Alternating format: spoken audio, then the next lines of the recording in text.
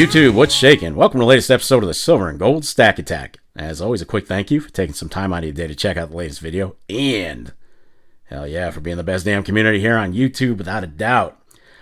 Forgive me, I'm a little bit under the weather. I've got some kind of sinus thing going on. It is what it is. You get older, everything's more magnified. You know how it goes. But before we get started, I'd like to do a quick channel shout out to Booty Girl Stacking.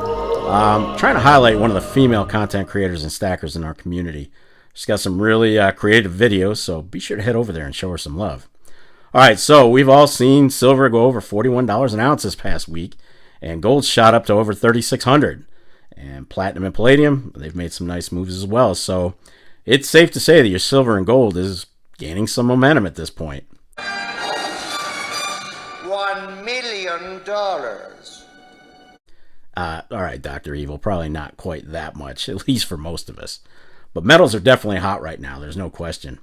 In our last episode of Stacker's Corner, one question was posed that kind of got me thinking, and it was, how would winning the Powerball affect you as a stacker?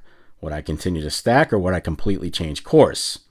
By the way, it looks like the winning tickets for that monster $1.8 billion jackpot have been reported in Texas and Missouri, so somebody's life is about to change. I won! I made your prize, I won! Now, if they take the lump sum cash payout, Uncle Sam's going to get his greedy little hands on the winnings to the tune of 24 or even up to 37%. It's insane, but still, if you can't live the rest of your life in luxury and set up your family for generational wealth with, what, 540 to 650 million bucks? I don't know what to tell you. I just don't. Anyway, back to the point. It got me thinking, how would I react and what factors would make me ever stop stacking precious metals? Well, I'm going to go over that and a hell of a lot more, so make sure you stay tuned. Let's rock.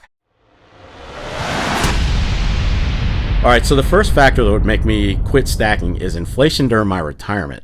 I've got quite a ways to go yet, so I'm not concerned with it at the moment. But if metals were to go to the moon, I'd have to be a little bit more selective about how I'm spending my money while I'm in retirement. And unfortunately, metals probably wouldn't have a place in my buying power if it got to that point.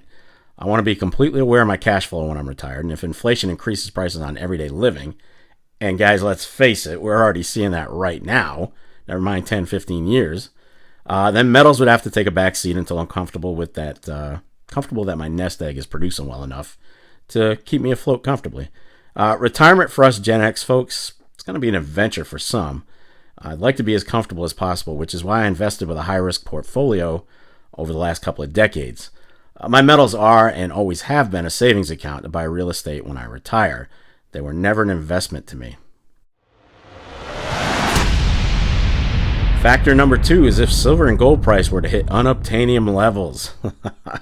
You have to know your tolerance level as metals swing up and down. They're completely volatile. Could they come tumbling back to earth next week? You just never know. Or could they skyrocket even higher? I mean, have we already seen the floor of 40 bucks? I personally think we're going to hit the 30s again, so I don't know. But if this is the new floor, it could go higher, and many analysts are predicting just that. Where would you draw the line? Hell, gold has already outpriced a decent amount of stackers at, what, 3,600, between 34 and 36? And quite a few that I've talked to kind of said they're not buying at the moment. They're not buying gold. Same goes with silver. Since it crossed into the 38 range and up, quite a few stackers have kind of hibernated on it, to include me personally. I've slowed down on silver quite a bit, but my situation may be a little bit different from others since I actually met my weight goal last year, so I've been more picky since that point, and I've limited my buys to stuff I really liked, like filling my Morgan silver dollar collection, collectibles, and now ancient silver coins. So I'm able to hold back a bit on silver bullion. And then there are others who stand by their silver and gold saying 41 bucks and 3,600 bucks. Those are going to seem like an absolute steal before it's all said and done. Now, take both trains of thought with a grain of salt. You know your finances, you know your risk tolerance. Just keep doing whatever it is you've done as long as the price works for you. If it doesn't, it doesn't. Nothing wrong with that.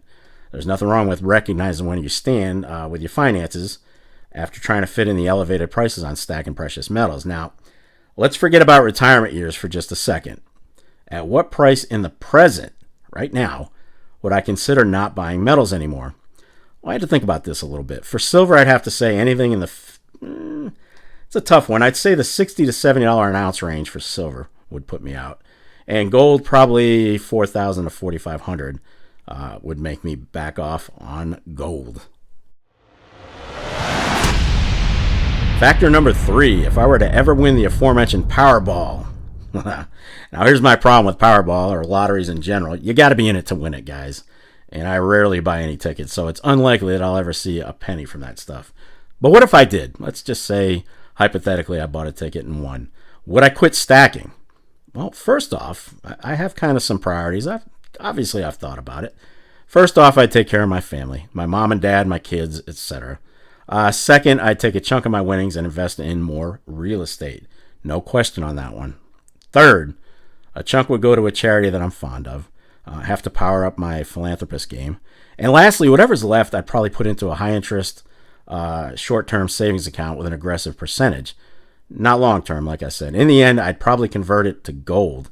But again, I'm not a lottery player, so this is all a pipe dream. None of this would ever come into play for me as it is. And the last factor that could potentially make me stop stacking is if storage and weight became an issue. Let's face it, where we keep our metals matters. It really does. If we're keeping them locked up safely at the house, and there's all kinds of risk, theft, God forbid a fire broke out that exceeded your safe's capacity to resist the heat, it'd be a nice mess on the inside after it was all said and done, right? Or if you keep your metals off-site, like in a safe deposit box at a bank, you're taking the risk of that bank shutting down without notice and you potentially fighting for years to try and get your stuff back. Remember, the bank's FDIC policies, the insurance, they don't cover safe deposit boxes because basically they don't know what you have in them. Only you know. And no insurance is going to cover that broad of a spectrum when it comes to a loss. So if you're into the banks holding your metals, be sure to make sure you purchase an insurance rider to help protect yourself in the event of a loss at the bank.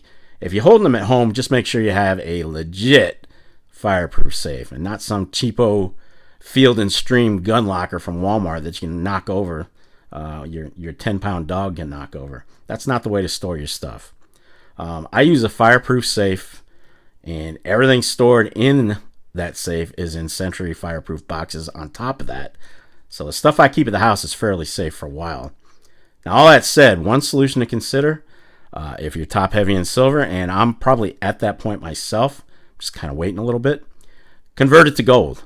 Convert your excessive silver into gold. It stores far more easily, and you can always take gold almost as many ounces as you want if you're forced to bounce, right? You can just throw it in something, throw it in a bag, throw it in your pocket.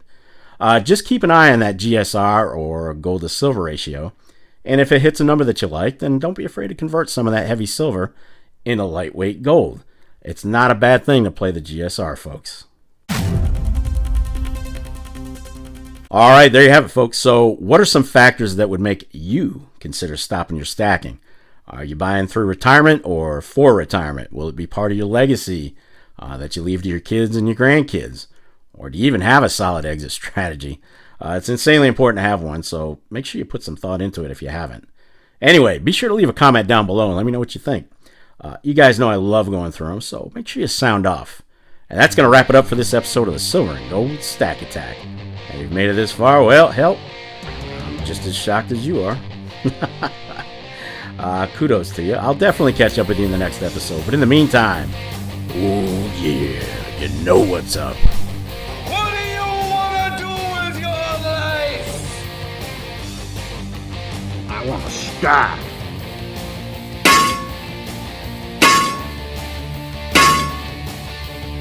Damn right. Get stacked. Stay safe and be well, everyone. Be sure to catch me in my silver journey this Wednesday at 8:30 for Stacker's Corner. If you need a link, just look under my posts. We have a great time on the show. Do some silver giveaways.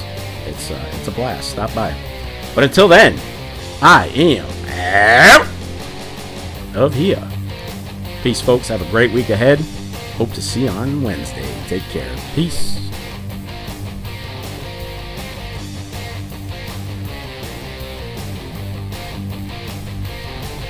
You're still here? It's over. Go home.